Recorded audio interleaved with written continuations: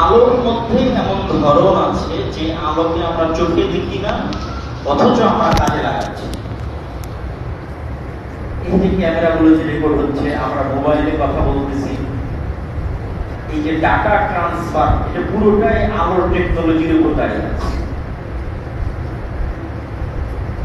আলোর যে তরঙ্গ ওয়েভ, ওইটার মধ্যে ডাটা ট্রান্সফার হচ্ছে, আমার ছবি ভিডিও চলে যাচ্ছে, আমার কথাও চলে যাচ্ছে। এই যে আলোর গতিতে যাচ্ছে, এই জন্য আলোর গতিশীল, এই জন্য আমি বলা মাত্রই বলতেছি এখন, অথচ এই আওয়াজটা নিয়ে আমেরিকাতে বাজতেছে। যে লাইভ দেখতেছে আমেরিকায় বসে, আমেরিকায় বাজতেছে না আওয়াজ, এটা গেল কিভাবে? আলোর মধ্যে ডাটা ট্রান্সফার হচ্ছে লাইন। এটা আল্লাহ যেদিন পৃথিবী সৃষ্টি করেছে ওই দিক থেকেই হয়, মানুষ জানতো না, মানুষ এটা বের করতে পারে।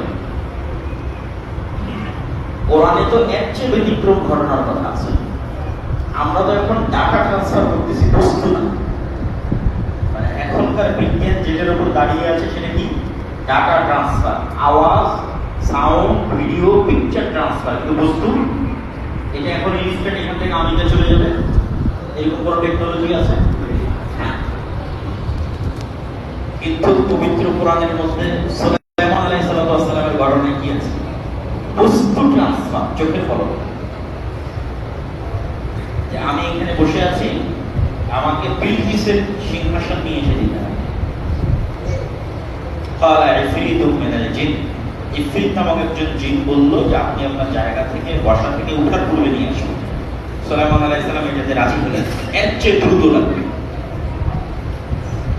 তখন একজন ব্যক্তি, আল্লাহ যাকে জ্ঞান দিয়েছিল কিতাবের, কোরআনের আয়াতের অনুবাদ করতেছে, একজন ব্যক্তি যাকে আল্লাহ কিতাবের জ্ঞান দিয়েছিল, সে বলল আপনার চোখের পলক পড়ার পূর্বে বিলকিসের সিংহাসন এখানে উপস্থিত হয়েছে।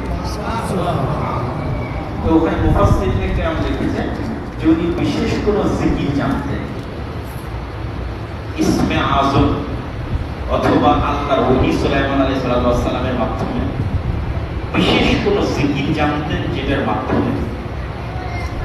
এই জন্য এখনো বিজ্ঞান বলে যে পৃথিবীর সবচেয়ে পাওয়ারফুল টেকনোলজি হচ্ছে সাউন্ড টেকনোলজি।